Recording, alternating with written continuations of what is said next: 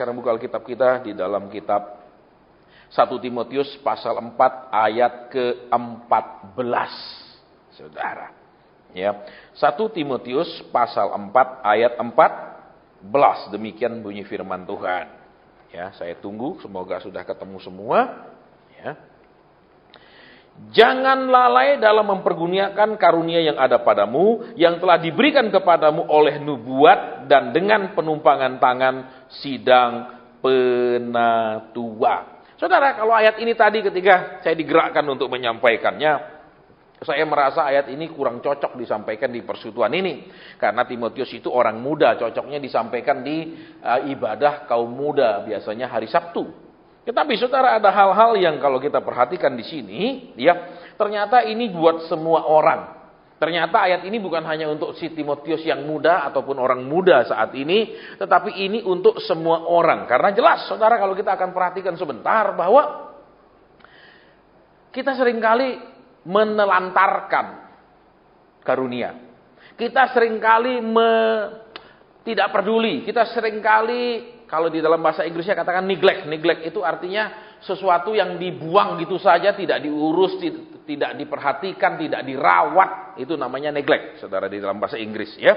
Nah, kalau kita lihat di sini, saudara, apa yang terjadi? Lihat, jangan lalai dalam mempergunakan karunia yang ada padamu. Apa maksudnya, saudara? Mungkin saudara bilang, loh Pak, saya bukan hamba Tuhan, saya nggak punya karunia. Pak, saya bukan pokoknya apalah misalnya, ya, bukan WL lah, bukan pemain keyboard lah, bukan apa, kita nggak ada hubungannya. Tapi kalau saudara dan saya perhatikan di sini, ya, yang jelas adalah kata lalai, yang jelas adalah kata lalai. Jadi saudara, kalau saudara dan saya coba kita lihat ayat lain supaya kita bisa lebih mengerti tentang kata lalai ini, ya.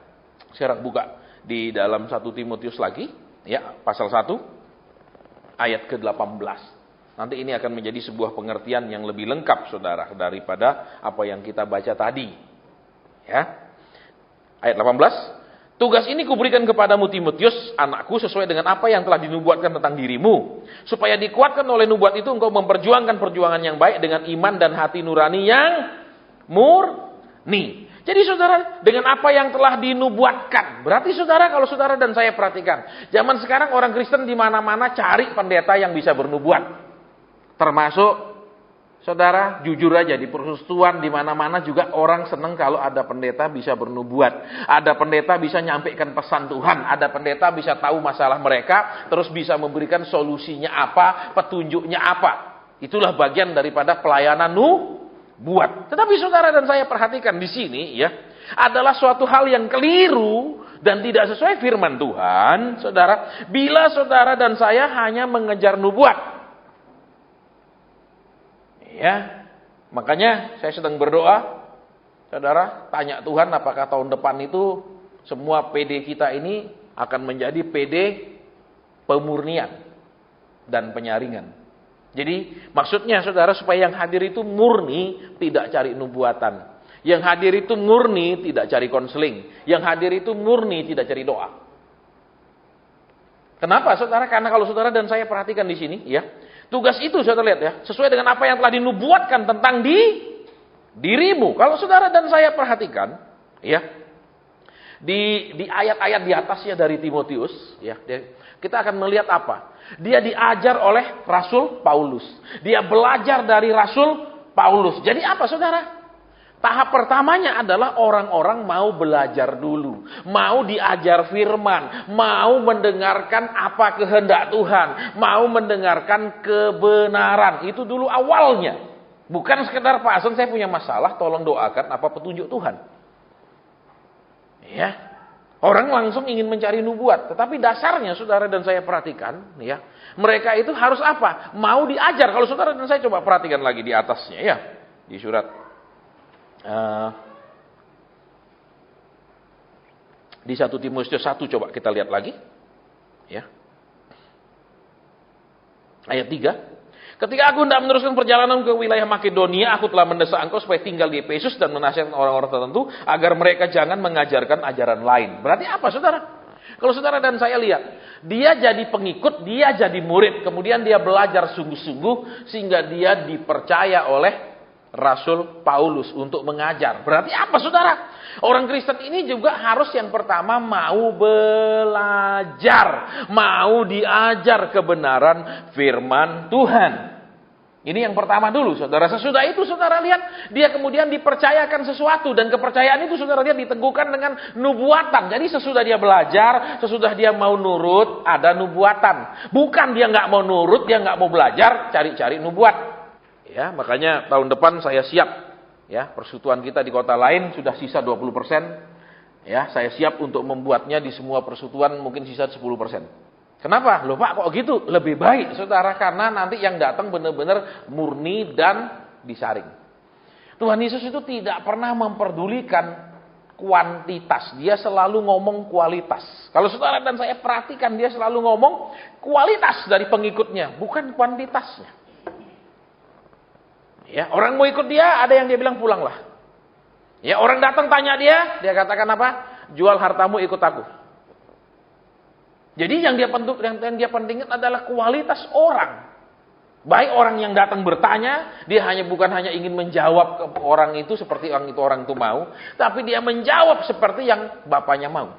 Yesus mengutamakan kualitas. Tidak pernah Yesus mengutamakan kuantitas di Alkitab kalau saudara perhatikan. Contohnya di mana lagi?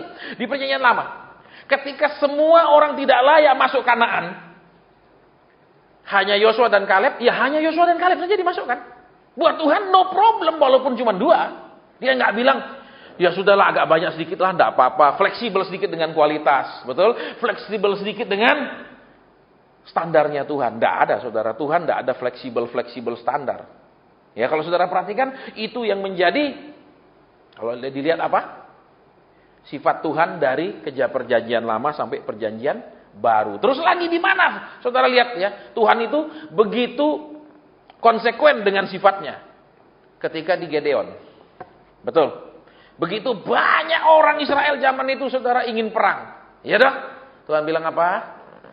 Yang takut pulang. Betul? Berpuluh-puluh ribu pulang. Terus Tuhan bilang sisanya bawa mereka pergi minum di sungai. Sisanya berapa? 300 tok. Dari sekian puluh ribu orang. Jadi Tuhan itu selalu mengutamakan kualitas. Kalau saudara dan saya perhatikan. Ya, seluruh Alkitab selalu bicara tentang kualitas. Tidak ada hubungannya dengan kuantitas. Dan kita mau seperti yang Tuhan bilang. Ya, saya nggak peduli saudara kalau ada persekutuan yang saya layani cuma sisa 10 orang pun.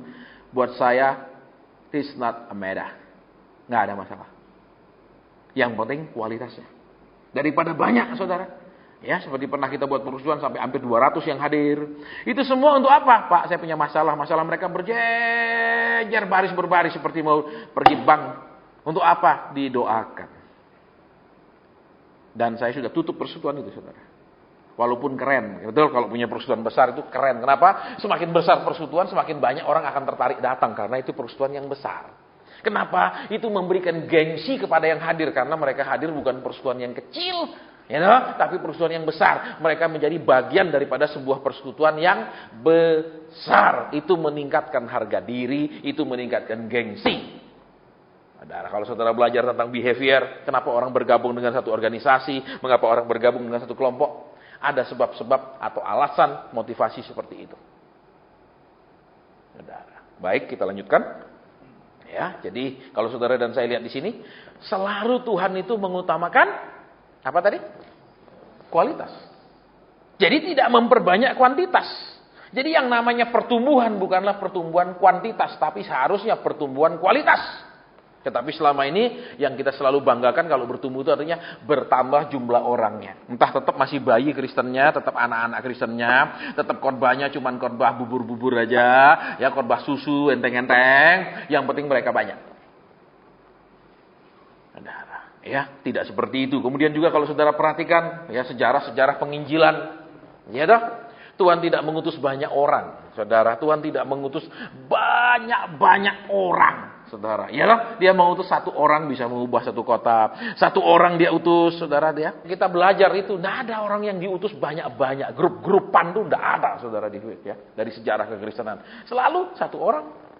Saudara, satu orang diutus, ya seperti misalnya kalau saudara belajar tentang sejarah penginjilan di Conggok, gitu, tidak banyak, saudara, ya tidak banyak orang diutus, Tapi mereka itu berfungsi daripada banyak-banyak. Baik, kita kembali ke sini lagi. Ya. Jadi sesudah Timotius belajar, mau diajar, ikut Rasul Paulus di bawah pembinaan, dia magang kepada Rasul Paulus, dia belajar terus, kemudian apa? Tentu saja kalau dia belajar, sebelum dia diberi tugas kan Rasul Paulus mesti percaya dulu sama dia. Iya dah? Betul, Rasul Paulus mesti percaya dulu. Terus apa? Dia diberikan tugas, kalau saudara dan saya perhatikan nanti di ayat-ayat yang lain, ya. Ajarkanlah orang lain apa yang kau dengar. Jadi, dia disuruh apa? Bukan hanya belajar, tapi juga belajar dengar-dengaran. Jadi yang dikhotbahkan, yang diajarkan Rasul Paulus, dia harus mendengar. Ya, makanya saya juga kadang sebagai hamba Tuhan, sudah khotbah sampai uratnya ini keluar, ya, tapi orang kemudian tetap maju ke depan minta didoakan. Saya heran, apa yang dia dengar dari khotbah itu? 1,5 jam saya khotbah, dia nggak dapat apapun, dia nggak dapat sesuatu petunjuk, dia nggak dapat sesuatu nasihat, dia nggak dapat sebuah pengajaran, nggak ada apapun. Ya, jadi kita akan lihat kembali. Dia dengar dengaran. Sebagai murid, dia belajar mendengar. Apa yang kau dengar daripadaku, engkau teruskan kepada orang lain. Ada ayat, nanti saya tidak buka, nanti terlalu banyak kita buka ayat. Ya. Jadi belajar mendengar, saudara. Ya, terus untuk apa? Untuk punya menyerapnya, menyimpannya. Terus kalau saudara dan saya tadi baca di ayat itu, saudara, ya, kita ulang lagi sekarang supaya kita tangkap. 1 Timotius pasal 1 lagi, yang tadi ayat ke-18. Tugas ini kuberikan kepadamu Timotius anakku sesuai dengan apa yang telah dinubuatkan tentang dirimu, supaya dikuatkan oleh nubuat itu engkau memperjuangkan perjuangan yang baik dengan iman dan hati nurani yang murni. Jadi maksudnya apa, saudara? Kalau saudara dan saya sekarang, zaman sekarang banyak orang suka hadir di ibadah nubuatan, malam nubuatan. Banyak sekali tempat-tempat Kristen, ibadah Kristen yang bikin ibadah seperti itu. Terus apa? Dinubuatkan. Dideklarasikan tahun bermacam-macam. Ya, nah, sekarang kan pada panik semua. Betul? Kenapa? Katanya tahun bebas dari segala masalah katanya. Betul? Sekarang dia tiap-tiap tanggal takut. Makanya saya banyak dihubungi, Pak gimana? Apa pesan Tuhan? Saya bilang sama demo aja takut, sama Tuhan nggak takut. Kita sama Tuhan nggak punya takut kok. Ditegur ya pikir-pikir sih lah. Memang pendetanya keras kalau korban negur tak kok. Padahal itu benar misalnya, kita merasa pendetanya keras. Ya, kemudian kita cari pendeta yang nggak pernah tegur dosa. Terus apa lagi, saudara? Kita sadar kita kurang banyak berdoa. Ya, kita tahu bahwa kalau ada kuasa di dalam doa, tapi kita tidak mau berdoa, tapi kita minta orang lain berdoa. Betul? Sama Tuhan nggak punya takut, sama demo takut. Terus apa? Berikan doa. Kenapa tiba-tiba sudah begini semua Kristen jadi rajin berdoa? Maksudnya kita berterima kasih ke saudara membuat hal-hal seperti itu membuat orang Kristen akhirnya terpaksa dekat sama Tuhan sementara. Betul? Sudah berhenti demo, berhentilah kita berdoa. Amin. Jadi hubungan kita sama Tuhan itu cuma sebagai pasien dengan dokter. Saya demam panas, saya minum obat tidak bisa, ya saya ke dokter. Gitu toh. Selama saya bisa masih minum obat masih mempan, tidak usah ke dokter. Amin. Sekarang ada doa-doa semalam suntuk sampai pagi. Terus apa? Doa lagi ya. Dia merasa tidak perlu berdoa. Kenapa? Dia bukan pendeta. Dia nggak perlu terlalu dekat sama Tuhan. Kita doang yang hamba Tuhan disuruh dekat sama Tuhan. Terus apa? Besok dia memanfaatkan kedekatan kita untuk apa? Suruh kita mengurusi kasusnya dengan Tuhan. Karena dianggap, wah ini Bapak kan punya kedekatan sama Tuhan. Tolonglah Pak. Apa istilahnya? Bapak bisa bisik-bisik sama Tuhan untuk perhatikan kasus saya. Ya Bapak bisalah usul-usul sama Tuhan untuk memperhatikan masalah saya. Gitu saudara Kristen. Ya. Dan itu tidak sehat, saudara. Kenapa? Tidak ada seorang pun hamba Tuhan yang bisa memaksa Tuhan. Tidak ada seorang pun hamba Tuhan yang bisa punya wewenang membisik-bisiki Tuhan. Tidak ada. Ya, Tuhan tetap pada kehendaknya sendiri. Tugas hamba nuruti mau Tuhan. Bukan tugas hamba terlalu banyak usul sama Tuhan untuk dituruti. Ya, kalau zaman sekarang banyak orang mengklaim seperti itu. Dia bisa merubah begini. Seperti tahun lalu kan. Ada ibadah tolak bencana. Mana ada hasilnya? Omong kosong semua. Saudara, dan bencana yang lebih besar sedang menunggu. Ya, saudara lihat banjir ini belum selesai, masih ada yang lebih besar lagi, saudara. Ya, dan saudara belum melihat nanti akan banyak sekali mayat di laut. Sekarang belum terjadi. Tapi tidak lama nanti saudara akan lihat di TV, mayat-mayat di laut. Bukan dari kapal yang Bukan dari kapal yang tenggelam. Tapi dari orang yang disapu ombak-ombak raksasa dan mereka dibawa ke laut dan ngapung mati. Sangat banyak. Ya, terus gimana Pak Hasan? Ya sudah toh. Betul. Karena Kristen ini selama ini teologinya kemakmuran. Saudara ikut Tuhan, terus saudara akan diberkati. Padahal strategi kita ini bukan ikut Tuhan. Ikut maksudnya datang ibadah, tapi tujuannya supaya diikuti Tuhan. Nah ini penyakit toh. Betul. Datang bukan untuk belajar, tapi untuk ngajar Tuhan. Tuhan aku datang loh, ini masalahku, ayo cepat jawab. Masa enggak ngerti sih? Ini sudah berat sekali Tuhan loh. Dia bukan untuk belajar, saudara. Dia mau ngajar Tuhan. Dia anggap Tuhan tuh enggak ngerti. Dia anggap Tuhan tuh sudah saking tuanya pikun. Dia anggap Tuhan itu enggak tahu banyak. Nah, dia perlu ngomongkan terus masalahnya kepada Tuhan. Ya, padahal Tuhan bilang sebelum kau buka mulut aku sudah tahu. Betul? Sebelum kau berbicara aku sudah tahu. Ada ayatnya dong. Saudara. Baik, kita lanjutkan. Ya, jadi sesudah dia rajin belajar, ya toh, dia masukkan di dalam dirinya, sehingga apa? Dia punya kemampuan ngajar orang dari apa yang sudah dia diajar. Saudara, bukan hanya tentang saudara dengar firman, saudara pergi sekolah Alkitab, saudara bisa ngajar, bukan. Karena pengajaran Tuhan itu bukan hanya tentang ngajar dari mimbar atau di ruang kelas sekolah Alkitab, tidak. Dari pengajaran hidup sehari-hari. Orang yang mau diajar Tuhan akan bisa ngajar orang lain. Kenapa? Karena dia mau diajar sehingga dia, oh gini Tuhan waktu ngajar saya. Sehingga orang ada masalah. Karena dia sudah diajar, dia mau belajar sama Tuhan, dia bisa memberikan pengajaran kepada orang. Dia tidak memberikan harapan palsu kepada orang. Dia tidak memberikan jawaban normatif kepada orang yang gampang. Kenapa Pak saya punya masalah? Ya doa lebih kuat. Pak saya punya problem, ya iman. Terus ya sabar nunggu, Tuhan tidak pernah terlambat. Itu tidaklah sebuah jawaban. Itu saudara. Loh saudara pergi dokter sekarang, dokternya periksa terus ya sudah pulang. Loh, saya stop dok. Tidak ada obatnya. Ya nantilah, ya sembuh-sembuh sendirilah orang flu biasa lah. Nanti kan 1 bulan paling lama sembuh sendiri. Ya, mau begitu? Tidak ada. Saudara. Jadi kalau saudara dan dia, saya sekarang perhatikan di sini. Ya. Dia mau belajar.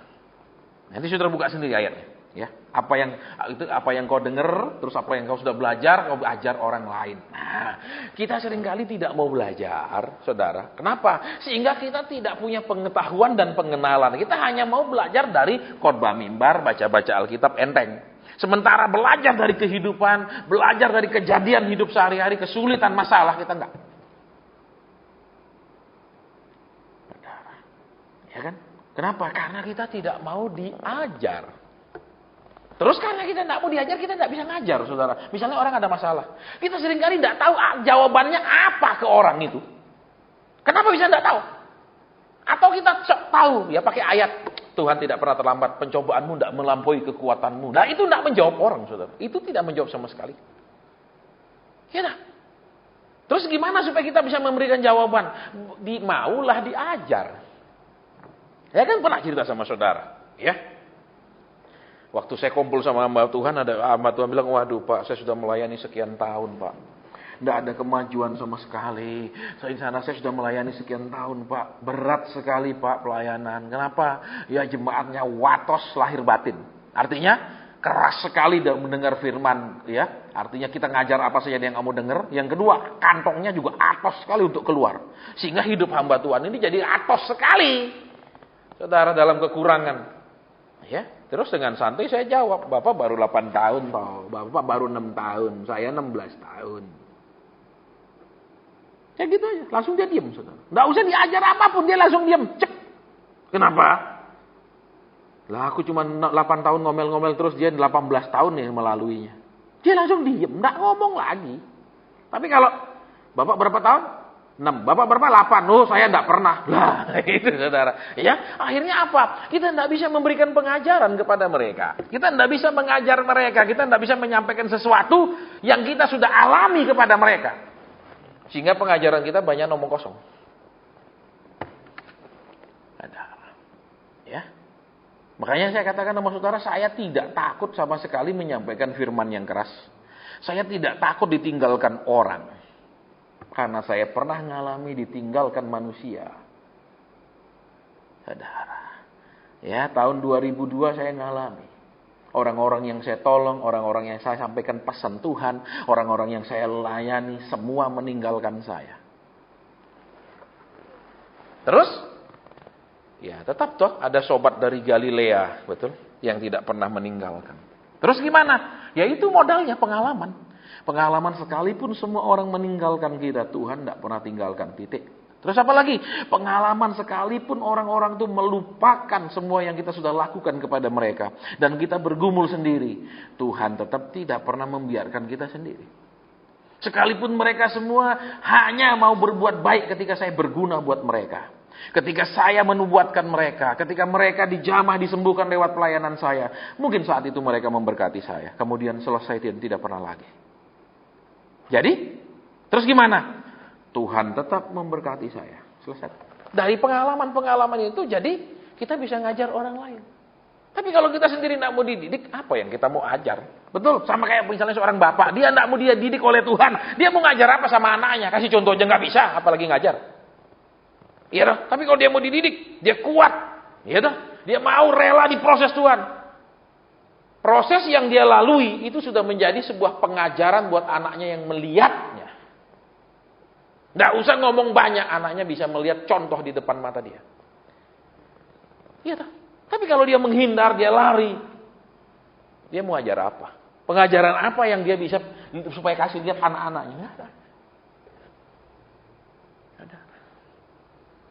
Jadi kembali ke sini. Sesudah dia taat, sesudah dia menurut, ya toh? Sudah dia rela diproses Tuhan, diajar baik secara firman dari omongan cangkem pengkhotbah maupun dari hidup sehari-harinya. Kemudian ada nubuatan. Ada kelanjutan dari ketaatan, ada kelanjutan dari kerelaan hati untuk mendengar, ada kelanjutan daripada waktu kesabaran kita nunggu janji Tuhan. Ada nubuat. Nubuat apa? Lihat di sini, dia dikatakan. Nanti saudara buka lagi ayat ini dikatakan apa? Oleh nubuat-nubuat itu kamu melakukan sesuatu. Kamu kerjakan sesuatu oleh nubuat itu. Jadi lihat saudara. Kalau saudara datang, maaf Pak Asen tolong doakan saya, minta pesan Tuhan. Pesan Tuhan, pesan Tuhan, pesan Tuhan. Sudah taat enggak? Sudah mau enggak hidupnya diajar Tuhan? Sudah mau enggak hidupnya diajar lewat peristiwa sehari-hari? Namanya pelajaran saudara, enggak ada yang menyenangkan. Betul? Saya dulu ingat saudara, saya lihat saya punya paman-paman enak ya sudah tamat. Keluyuran sembarang boleh. Lah saya kok masih pulang, habis begitu mulai gelap harus pulang ke rumah. Sementara mereka sudah dewasa boleh pergi sampai malam-malam. Saya ingin cepat dewasa saudara. Saya ingin cepat tamat SMA, kuliah. Terus apa? Enak habis. Ternyata sudah kuliah, kerja, saya menyesal. Kenapa? Enak waktu masih kecil. Masalahnya tidak sebanyak sudah dewasa. Kalau masih kecil kan masalahnya sedikit saja, paling gini terus ya kan, dana dari IMF, betul? Dari Bank Dunia, ya toh? Apa-apa, enggak banyak masalahnya. Tapi udah dewasa, sekarang harus berdiri sendiri, harus bisa cari duit sendiri, ya toh? Terus masalahnya juga tidak tidak sesedikit waktu masih kecil. Ya toh, masalahnya lebih ruwet, saudara. Di tempat kerja ada masalah, macam-macam. Kalau masih kecil masalahnya apa sih? Ya toh, paling dimarahi orang tua, masalahnya enggak belajar. Ya toh, paling kalau masih sekolah semesteran jelek, ya toh mau ulangan bingung. Itu aja masalahnya. Enggak banyak. Begitu saya dewasa, saya bilang masa yang paling indah itu sebenarnya masa anak-anak. Justru sudah dewasa, banyak masalah, lebih banyak lagi. Tapi enggak bisa balik. Saudara. Ya, dan terus bilang, ya Tuhan benar dulu kepingin cepat dewasa. Udah dewasa, kepingin lagi kayak anak-anak, masalahnya sedikit. Betul? Jadi kalau saudara dan saya ini ingin tidak punya masalah atau ingin punya sedikit masalah, percayalah tidak mungkin bisa karena saudara harus kembali ke masa kecil. Dan belum ada saudara mesin waktu. Oke, jadi kembali, sesudah dia taat, sesudah dia mau pelajaran, ada nubuatan, ada kelanjutannya dari hidupnya. Bukan sekedar, ya saya taat, saya mau belajar, saya mau nurut Tuhan, terus apa? Tidak jelas. Kelanjutannya apa?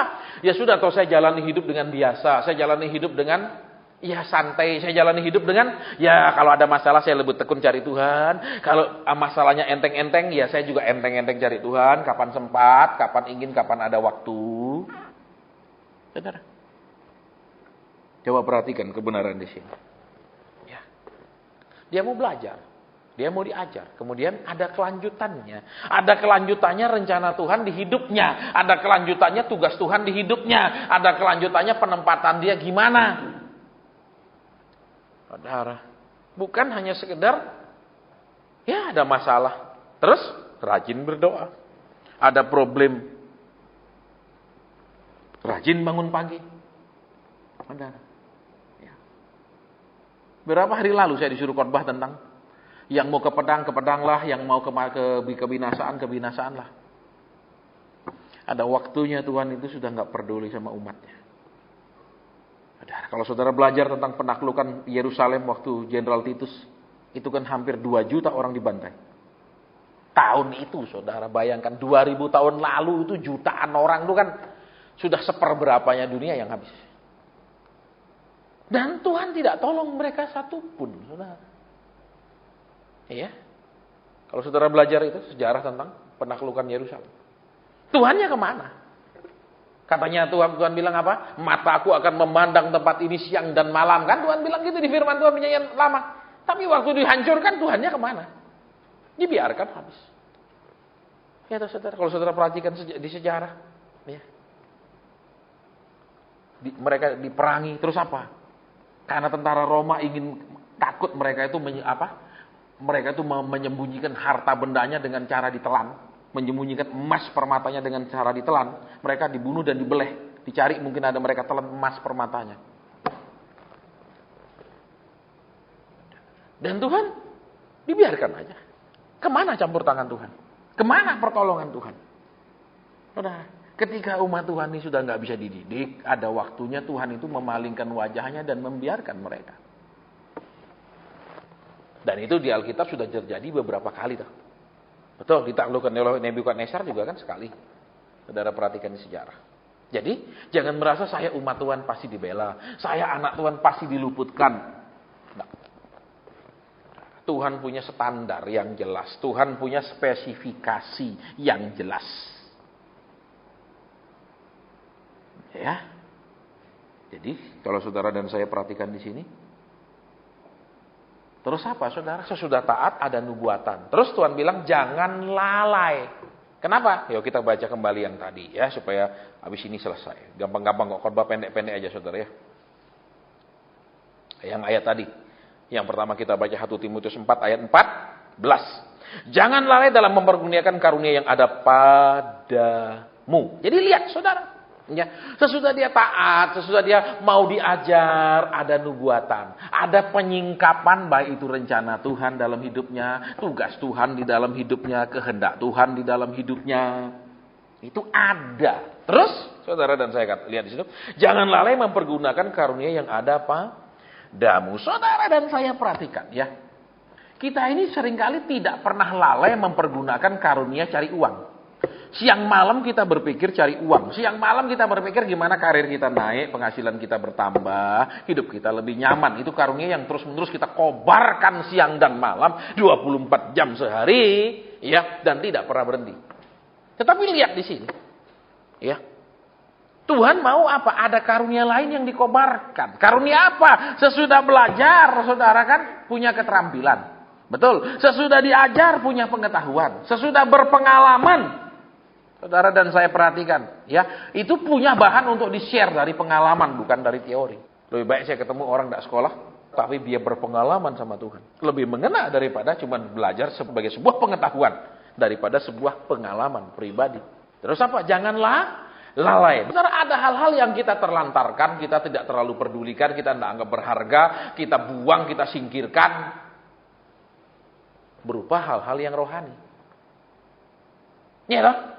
Coba lihat, kalau misalnya penghasilan kita menurun, kita langsung berpikir keras bagaimana minimal menaikkannya kembali. Tapi kalau jam doa kita menurun, kita tidak pernah benar-benar berusaha dan memikirkannya supaya kembali. Terus kalau kita tawar hati sama Tuhan, kita tidak benar-benar ingin Tuhan pulihkan hatiku supaya bersemangat lagi, pulihkan hatiku supaya membara dengan Engkau. Kita biasa, kita merasa, ya semua orang juga mengalami letih lesu, ya semua orang mengalami berat. Tapi kalau masalah ekonomi, gimana ya? Gimana ya? Tiba-tiba kreativitasnya begitu luar biasa. Mikir sana, mikir sini, mikir sana, mikir sini. Tapi hal yang rohani nggak mikir. Kenapa? Senin ke gereja, Selasa ke gereja, Rabu ke gereja, ya, Kamis ke gereja. Terus kapan dia ngumpul sama keluarganya? Kapan dia punya waktu bersama keluarga? Kenapa seperti itu? Iya saudara, kalau Indonesia negara berkembang, kumpul terus, Senin bisa kumpul, Selasa kumpul, Rabu kumpul, Kamis bisa kumpul terus. Iya kan? Coba negara-negara maju, nggak bisa kumpul. Bahkan hari Minggu pun kadang. Mungkin suaminya bisa hadir, istrinya nggak bisa hadir. Karena sibuknya, karena pola hidup, karena kerja, dan lain-lain. Kalau di Eropa saudara pergi jam 6 sore, itu semua kota banyakan sudah jadi kota mati. Kecuali kota-kota besarnya. Ya, kalau kota-kota kecilnya sudah mati, tutup, orang pulang semua. Kalau kita beda, jam 7 baru mandi, mau rame lah orang di jalan, pergi cari makan, ke mall, dan lain-lainnya. Ini negara berkembang. Ya, jadi kembali yuk. Jangan lalai mempergunakan karunia yang ada padamu. Maksudnya saudara, sesudah saudara belajar, kita belajar, kemudian Tuhan tunjukkan langkah selanjutnya. Ya dong, karena orang diajar kan ada tujuannya. Orang di sekolah kan ada tujuannya, ada kelanjutannya. Ya toh, misalnya dia pilih jurusan IPS, kelanjutannya sekolah apa? Dia jurusan IPA, sekolahnya nanti lanjut apa? Kan ada jurusannya. Saudara, ada kelanjutannya. Saudara. Terus apa? Ya sudah itu, terus saudara lihat di sini. Ya, dia lalai enggak? Dalam arti, kalau dia sudah belajar, apakah semua yang dia diajar itu ingat? Perkataan Yesus adalah roh nubuat. Kata kitab Wahyu. Berarti saudara dengar firman itu juga adalah firman nubuatan. Ya, bukan berarti cuma ditumpangi tangan, oh Tuhan akan berikan mobil, akan berikan rumah. Itu artinya nubuat, tidak. Itu bagian daripada nubuat. Terus, saudara dan saya perhatikan di situ. Ya, jangan lalai yang telah diberikan kepadamu oleh nubuat. Saudara, ya diteguhkan kembali oleh Tuhan, diberitahu, diungkapkan oleh Tuhan. Jadi, saudara kalau sudah taat, saudara dan saya akan dapat banyak pengungkapan buat hidup saudara dan saya pribadi. Jadi tidak usah dicari-cari sama orang, tidak usah minta-minta sama orang. Nek mau taat, nek mau diajar, nek mau belajar. Saudara, iya, memang sih saya katakan bukan semua salah umat Tuhan, bisa juga salah pengajarnya. Karena yang diajarkan tidak sesuai kurikulum. Kenapa? Sudah 15 tahun jadi Kristen diajari cuma perpuluhan bolak-balik. Tiap bulan diingatkan perpuluhan. Mana ada pelajaran diulang-ulang bertahun-tahun. Betul? Loh. Saudara dan saya kalau sudah sekolah kelas 1, kelas 2 terus sampai SMP, SMA ada enggak pelajaran diulang-ulang tiap tahun? Enggak ada tuh. Sudah tahun ini pelajaran ini naik lagi, ganti lagi, terus begitu, toh enggak ulang-ulang terus. Iya kan? Tiap kali Natal bicara apa? Yesus lahir. Iya toh? Terus apa? Dia lahir di kandang domba. Bolak-balik gitu terus saya sampai blenger. Benar. Ya, waktu nikah pun begitu. Pemberkatan nikah selalu ditanya, apakah kamu akan bersedia menghormati suamimu, tunduk sama dia? Apakah engkau sebagai suami mengasihi istrimu? Saya bosan dengar, saudara. Ya. Dulu masih saya kaum muda, setiap kali ada pemberkatan nikah saya keluar. Karena saya tahu pendeta saya akan khotbah dari mana. Selalu ambil Petrus. Tapi bosan, kenapa? Apakah kamu nanti bersedia ya menghormati, menghargai, tunduk sama suamimu? Ya namanya orang masih cinta, semua bersedia. Amin. Ya enggak? Tapi nanti sudah nikah prakteknya beda jauh ya, ngomong kosong semua. Ya. Itu terus, saudara. Terus ada penyerahan anak, tiap bulan ada penyerahan anak, dok. Karena jemaat banyak, jadi pendeta enggak usah pergi cari jiwa, tapi suruh jemaat bikin jiwa, toh. Keluar ngowek jadi jiwa 1, ngowek jadi jiwa 2, enggak usah nginjil, ngapain nginjil? Bikin aja banyak-banyak. Gitu. Terus penyerahan anak juga sama. Maka Yesus memberkati anak-anak. Itu lagi ayatnya, 100 orang itu ayatnya. Memangnya enggak ada ayat lain tentang anak-anak di sana? Heran saya. Makanya setiap kali pemberkatan kan bisa diumumkan sama WL.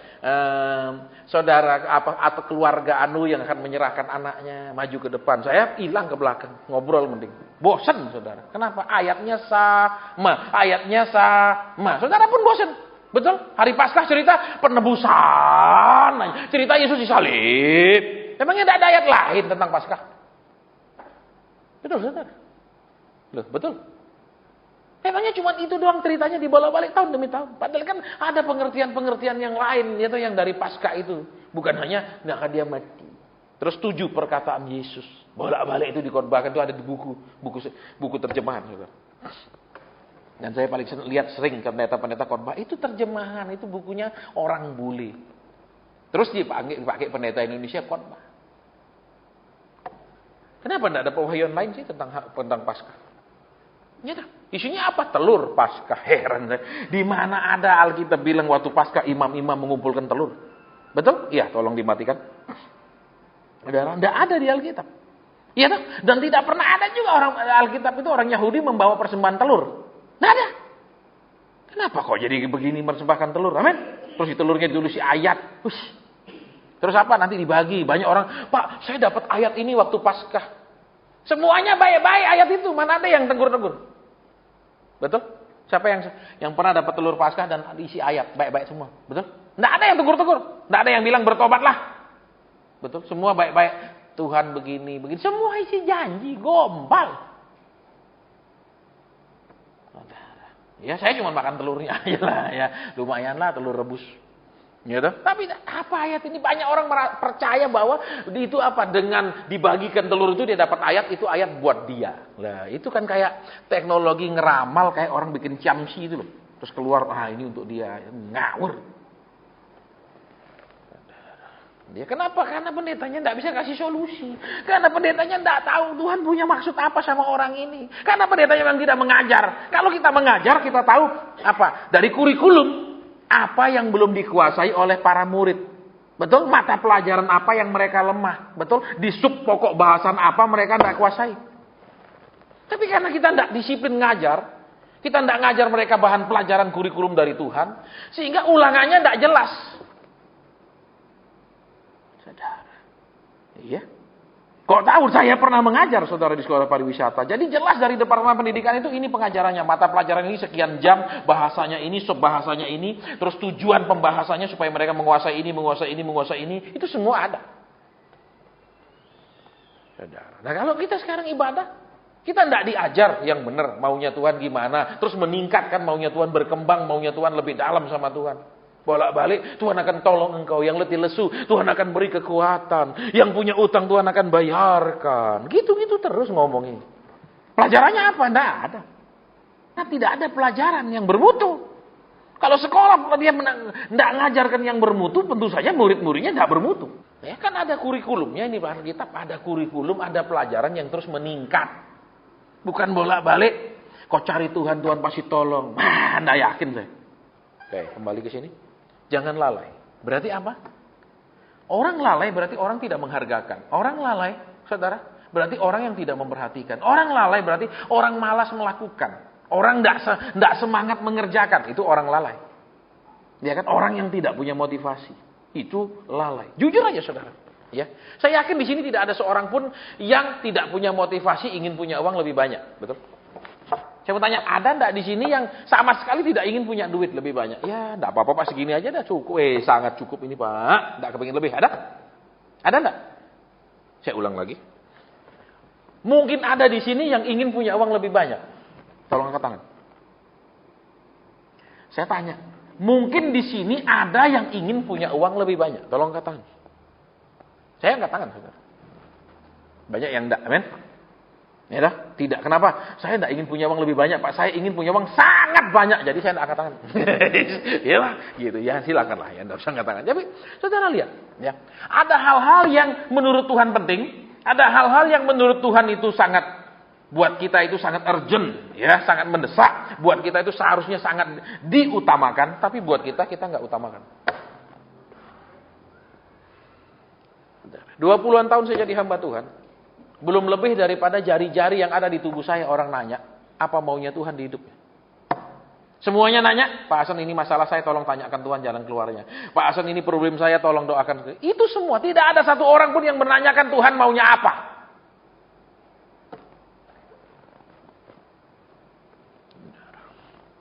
Kita hanya bertuhan apa? Kita ini seperti menganggap Tuhan itu jin. Jin! Aku minta ini, siap Tuanku. Jin, bereskan masalahku, siap Tuanku. Apakah Tuhan itu seperti itu? Betul, saudara. Sesudah kita nurut Tuhan, mau dengar firman, mau diajar dalam kehidupan kita lewat peristiwa-peristiwa, ya, Tuhan akan membuka kelanjutannya hidup kita itu gimana. Yang dia janjikan, yang dia siapkan, dia akan beritahu kita. Itu kelanjutannya saya kira menurut kitab ini, saudara. Ya kan, saudara Timotius mau belajar, sudah dia rela belajar, kemudian dia sampai bisa mengajar orang. Terus ada nubuatan buat hidupnya. Jadi tidak cuma saudara dengar khotbah aja sampai mati. Terus saudara tidak tahu tujuan Tuhan hidup saudara. Kenapa? Karena zaman sekarang kan yang kelihatan cuma gembala. Ya, padahal Tuhan bilang ada penginjil, rasul, nabi, dan guru, pengajar. Ya. Kenapa kalau saudara dan saya ikut maunya Tuhan? Seperti orang Israel coba, ketika Musa menyampaikan hukum Tuhan, betul? Kalau mereka mau nurut terus, mereka sampai di Kanaan. Nggak nurut, mati di padang gurun. Selesai. Betul? Musa tidak bilang, Tuhan, kasihanlah mereka, Tuhan. Mereka sudah dengar firman-Mu, minimal mereka sudah pernah dengar. Nggak urusan masalah sudah pernah dengar. Sudah lakukan tidak? Betul, saudara? Jadi mereka terus mendengarkan firman Tuhan. Mereka terus mendengarkan firman yang turun di Gunung Sinai. Iya dah. Mereka tidak lakukan. Biar dengar, tapi tidak lakukan, tidak boleh masuk. Selesai. Sekalipun cuma 2 orang yang keluar yang boleh masuk. Tuhan tidak gengsi walaupun cuma 2. Betul? Tuhan tidak merasa gagal walaupun cuma 2 yang layak. Yang penting syarat terpenuhi. Standar tidak berubah. Saudara, coba saudara kalau kerja standarnya berubah-ubah, kacau. Ya, makanya di perusahaan di mana-mana itu ada yang namanya SOP kan, Standard Operating Procedure. Jadi itu harus standarnya kayak gini, nggak boleh dirubah. Saudara, untuk apa? Karena standar itu menentukan kualitas. Ya, saya pernah nginep di Jakarta, masuk kamar, itu di writing table. Kalau hotel yang bintang sekian kan harus ada meja tulisnya. Meja tulis benar-benar meja. Ada writing table. Ternyata di sebelah sininya udah cuil. Kacanya juga cuil, robek, pecah. Nah, kalau sudah cuil, kalau orang pas nulis itu bisa robek di sini. Masuk kamar mandi, wastafelnya udah gerak-gerak. Oh, bagus. Bagus saya katakan. Ya, langsung saya bikin email ke bosnya di Perancis, karena itu hotel jaringan Perancis. Ya, tidak lama manajer JM-nya menghubungi saya, minta maaf. Kenapa? Ya standar. Saya nggak disalahkan, dibilang ini tamu cerewet. Enggak. Kalau orang bule enggak, komplain diurus bukan dimarahi. Jadi tahun depan kita lihat. Kalau waktu saya doa Tuhan bilang, lakukan, saya lakukan. Supaya kenapa? Nyaring yang datang, mau apa? Mau belajar sama Tuhan, ayo sama belajar. Mau cari solusi cepat, di sini tidak menyediakannya. Karena di sini tidak menjual barang-barang instan. Semua barang instan pasti kurang enak dari kaya, betul? Semua yang instan tidak akan sama kalau dikerjakan tidak pakai instan-instan, bumbu instan. Biar seenak apa bumbu instan, tidak bisa benar-benar lebih enak daripada bumbu tradisional yang memang lewat proses tradisional, bukan yang instan-instan. Betul, saudara? Nah, jadi yuk kembali, ya, janganlah lalai. Jadi kecenderungannya apa? Walaupun sudah belajar firman, walaupun mungkin sudah rela dengar firman, tapi kadang-kadang yang diutamakan tetap maunya sendiri. Manusia begitu. Ya saya taat Pak Asen, saya sudah mau berdoa, saya sudah mau berubah, tapi tetap motivasinya, ini loh Pak Asen, tolong supaya usaha saya lancar. Ya tolong Pak Asen, supaya ini beres. Tolonglah. Itu loh saudara. Ya. Jadi kita mau lihat kembali. Jangan lalai. Berarti jangan malas, jangan letih lesu, jangan tidak mau kerjakan, jangan tidak mau memperdulikan. Nah, kita kan seringkali kalau saya khotbah misalnya saudara-saudara, Tuhan mengatakan yang hadir di sini, ada yang sudah doa 8 tahun, Tuhan bilang bulan depan kau terjawab. Wah, ibadah ini berubah, saudara. Betul? Ya enggak? Langsung wah, semangat.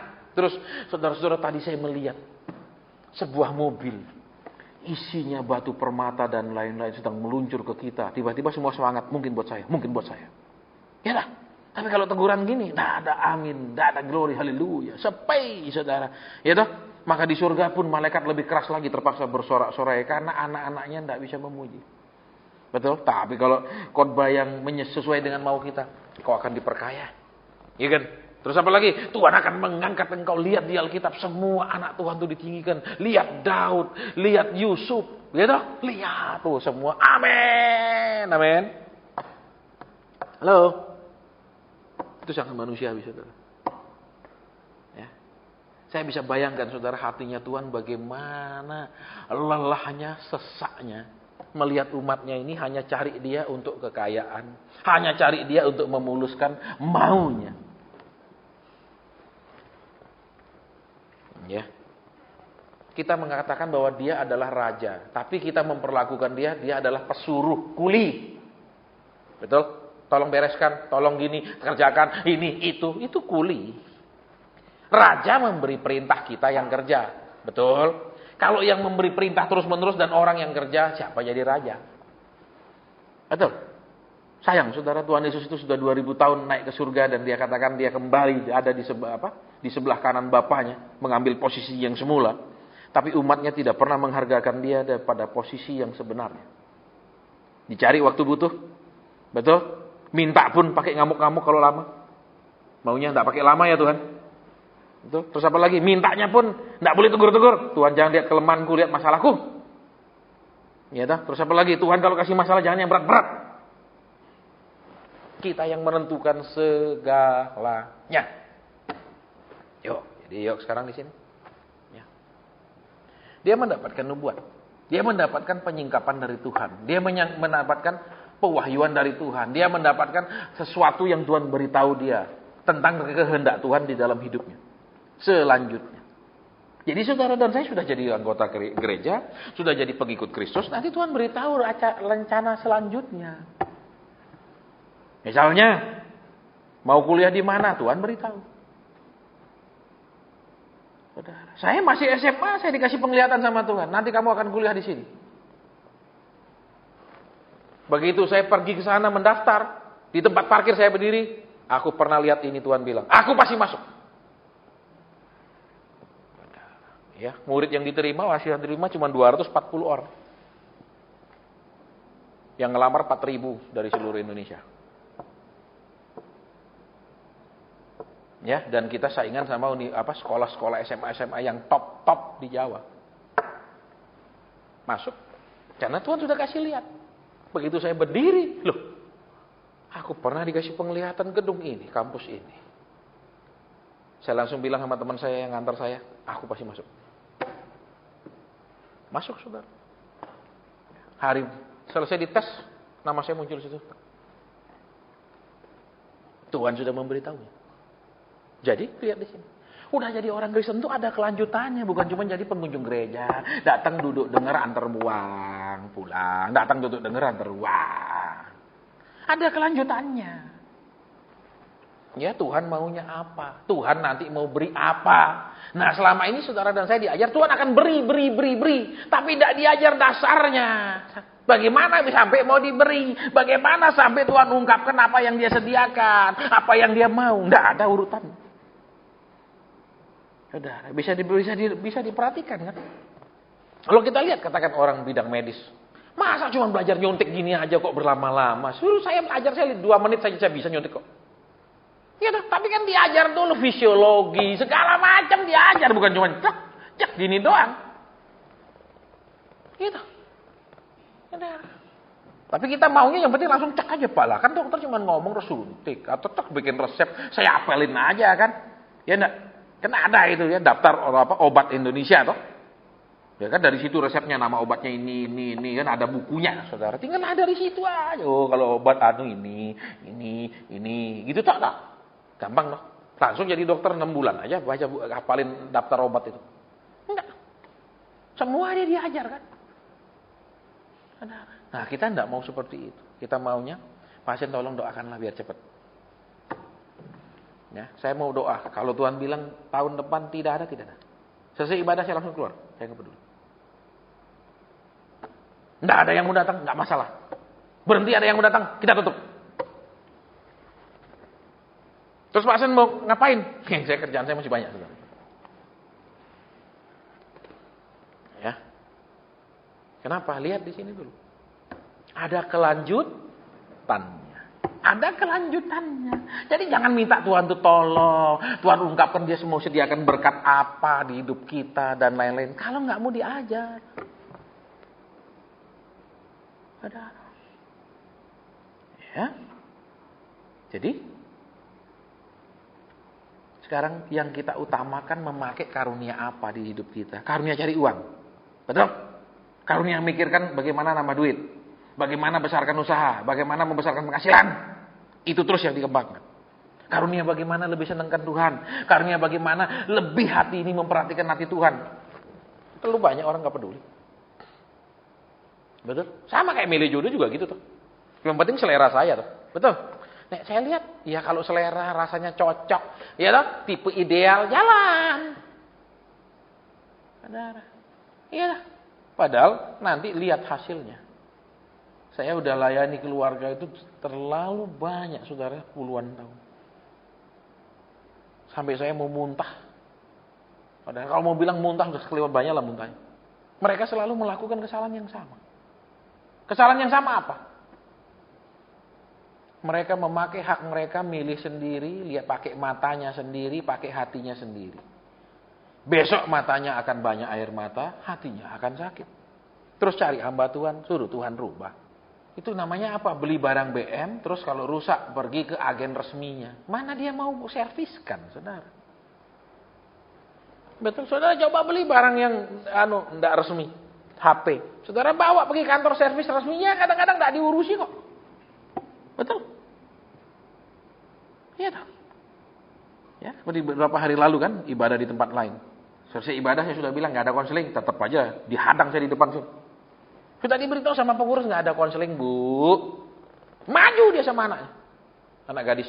Terus ini loh anak saya mau ngomong. Ini orang heran enggak ngerti bahasa Indonesia. Kenapa zaman dulu kita diajar apa? Kan dulu sekolah ada pelajaran budi pekerti. Diajar apa? Dahulukan kesopanan dari kepentingan. Betul? Dulu budi pekerti begitu. Zaman sekarang enggak ada pelajaran budi pekerti di sekolah. Dahulukan kepentingan walaupun sangat tidak sopan. Diadang di sini, saudara. Ini saya duduk gitu. Di sini dia berdiri ya. Susah saya, saudara. Gimana kalau dua orang berdiri begitu? Kalau dia laki saya tabrak aja lewat. Lah kalau perempuan kan enggak sopan.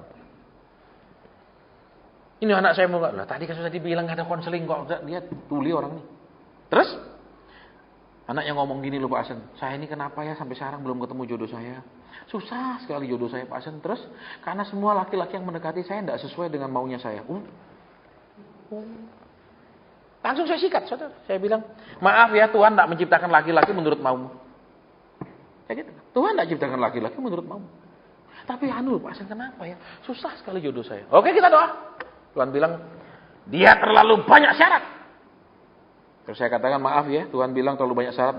Ibunya bilang, betul Pak Hasan. Dia maunya yang ganteng, yang kaya. Lah kalau yang ganteng pasti gampang. Jangan kan ganteng, jelek aja kalau kaya gampang cari yang lebih cantik. Betul. Lah apalagi ganteng dan kaya. Tentu saja sangat sulit, saudara. Betul. Ya kecuali maaf. Ya, dia mungkin wajahnya seperti ya bintang film begitu. Ya mungkin lah ada yang kaya yang mau. Iya, saudara. Aneh sekali Kristen itu, saudara. Kenapa dia mau cari yang seperti yang dia mau? Loh, apa Tuhan itu terima pesanan? Coba tanya ibu-ibu yang sudah menikah di sini, apa Tuhan itu terima pesanan? Tuhan ciptakan laki-laki yang seperti gini. Nah, Tuhan bilang, baik, aku nurut ya. Malam ini ada yang nikah, jadi nanti 9 bulan dia lahir, kamu tunggu dia dewasa 25 tahun lagi. Lah, yang perempuan itu terus 25 tahun lagi jadi mak-mak. Saudara, kok mau pesanan? Saya langsung sikat, saya katakan Tuhan tidak menciptakan laki-laki menurut mau. Tegas saya ngomong, karena kenapa? Enak, saudara suruh doakan yang ganteng dan kaya. Loh. Lah orang yang jangan maaf kata yang ganteng bisa dapat perempuan yang lebih kaya. Ya toh, mungkin wanita kaya, wah aku mesti punya suami yang bisa aku tampilkan bodinya gimana. Ya toh. Yang itu toh saudara betul. Terus apalagi dia merasa ganteng terus dia kaya. Seperti saya bilang. Saudara, ya, laki jelek pun kalau dia kaya bisa dapat perempuan yang kayak bintang film. Kok tahu Pak Hasan? Ada teman saya. Jelek banget. Lebih pendek dari saya, hitam. Nggak menarik. Tapi istrinya, wah, itu. Kenapa ya? Torokannya pas. Memang jelek di wajah, tapi ini banyak. Gitu loh, daripada ganteng tok, tapi kantongnya kering. Dia pergi makan, yang kamu yang bayarin. Yang kamu yang bayarin. Ya makan tuh gantengnya. Tapi ada juga perempuan yang enggak apa-apa, yang penting aku dapat suami yang ganteng. Orang kan enggak tahu aku terus yang nombok. Kayak gitu. Ya lain-lain, Saudara. Betul? Tiap orang punya apa? Yang dia rasa penting prioritasnya apa kan lain-lain. Ada orang prioritas laki ganteng walaupun enggak kerja. Ya, ada orang prioritas laki enggak usah ganteng tapi pengertian, sayang, macam-macam, lain-lain kok. Ya, puji Tuhan ya, dia punya penghasilan besar, dia rohani dan lain-lain. Ya itu kan bonus, amin. Itu loh Saudara. Jadi ini yang belum nikah di sini saya perlu sampaikan. Ya. Saya blenger Saudara ngelayani konsultasi pernikahan.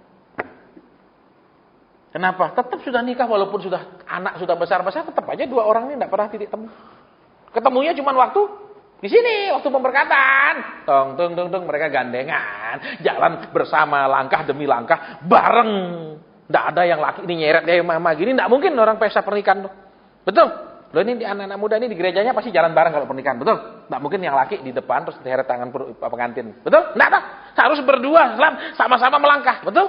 Nanti sudah nikah, belum tentu sama melangkah. Yang laki mau kerja gini, enggak usah Pak, jangan Pak, nanti rugi Pak, ditarik-tarik terus supaya enggak jalan. Iya dah?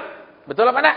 Sama juga yang laki, itu istrinya mau pergi mall, jangan Ma, sudah mah cukupkan dengan apa yang ada. Firman Tuhan bilang berpadanan dengan apa yang ada, hidup sederhana. Ya dah. Mereka enggak akan lagi sejalan.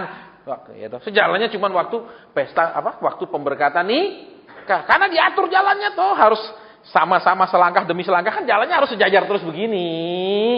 Betul? Nanti kalau sudah kawin, ini jalan satu diam di tempat, terus merenungi nasib, tidak mau kerja. Ya dah, gombal. Menurut saya ngomong fair. Mumpung kalian ini masih bisa membuat pilihan. Nih sudah nikah, tidak bisa pilih lagi. Ya, makanya kalau belum nikah, buka matamu selebar-lebarnya. Jangan sudah nikah baru buka mata. Astaga. Telat. Betul? Barang yang sudah wanita yang sudah dinikahi, pria yang sudah dinikahi tidak boleh ditukar. Itu perjanjian ya, Saudara. Ya. Makanya jangan milih pakai mata dan hati. Milihnya gimana? Tuhan, Kau ciptakan aku, pasti ada pasangannya. Karena Tuhan bilang kan Dia menciptakannya begitu. Amin. Terus sekarang pasangannya siapa? Ya sudah Tuhan terserah Engkau. Mungkin ada yang aku tidak selera sama dia. Ya pasti ada toh, karena itu bukan barang pesenanmu kok. Itu barang Tuhan yang bikin sakarep Tuhan. Ada. Terus kalau mau dipas-paskan semuanya sama, enggak ada di bumi ini. Enggak sesuai firman Tuhan. Kemarin saya khotbah itu di pasangan-pasangan hari Sabtu. Sabtu siang. Tuhan kan bilang, aku datang untuk membuat pemisahan. Betul, antara bapak dengan anak laki-laki, antara anak perempuan dengan ibunya, antara mertua dengan menantunya. Dipisahkan, maksudnya apa? Engkau dan saya tidak boleh, wah bapak saya melayani. Pasti, udah dia doain saya nggak perlu berdoa. Ya Tuhan pasti sayang, karena bapak saya melayani kok. Bapak saya hidup bener. Ya, kalau saya hidup kan Tuhan lihat bapak saya. Tuhan bilang dipisahkan bapak dengan anak. Semua tanggung jawab masing-masing. Dipisahkan juga istri dengan suami. Maksudnya jangan, ya kan suamiku sudah doa, ya aku tidur aja, aku shopping aja. Atau sekebalikan, istriku rajin doa, ya aku ya sudahlah. Kan dia sudah mewakili aku, kan kata Tuhan kami itu satu. Betul? Nek satu yang menghadap kan tetap di mata Tuhan kami satu. Jadi aku tidak perlu doa sendiri. Tuhan bilang dipisahkan. Ya, makanya belajar firman, ngerti firman. Jangan bangga, oh bapak saya sungguh-sungguh dalam Tuhan saya. Tak apa-apalah, bapak saya doakan saya, tiang doa. Tidak ada itu di Alkitab. Tuhan bilang dipisahkan. Dibikin pemisahan, ada jarak. Masing-masing harus berfungsi, masing-masing tidak ada nempel-nempel. Ada. Ya, jadi suami istri juga gitu, dua-dua fungsi, jangan satu tok. Pasti yang satu yang berfungsi ini makan hati. Ada. Kok aku terus. Ya, baik, sudah jam 8:30 lebih. Ya, ibadah selesai sampai di kita mau berdoa. Kalau ada pesan saya sampaikan, kalau tidak ada pesannya sudah jelas. Jangan cari nubuatan-nubuatan tanpa melalui suka diajar dulu, mau belajar dulu. Nanti baru Tuhan beritahu, Tuhan ungkapkan apa-apa yang Dia mau beri, lakukan atau suruh kita kerjakan dan lain-lainnya. Ada. Jadi tidak ada doa-doa. Singkat toh? Betul? Jadi nanti kalau saya doa, ya nanti kalau Tuhan bilang iya. Jadi awal tahun saudara akan lihat kalimat selalu ditulis di situ. Selama khotbah akan ditulis.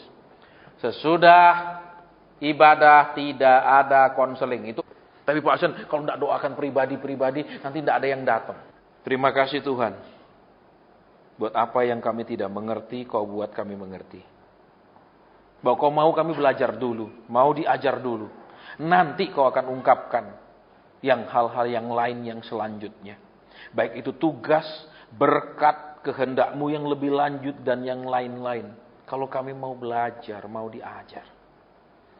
Ampuni kami kalau selama ini kami tidak mau belajar, bahkan tidak mau diajar, tapi hanya kami mau cari solusi waktu didoakan. Kami hanya mau cari jalan keluar waktu didoakan. Kami mencari petunjuk, pimpinan roh, waktu punya masalah. Tapi kami tidak setiap hari dipimpin oleh roh.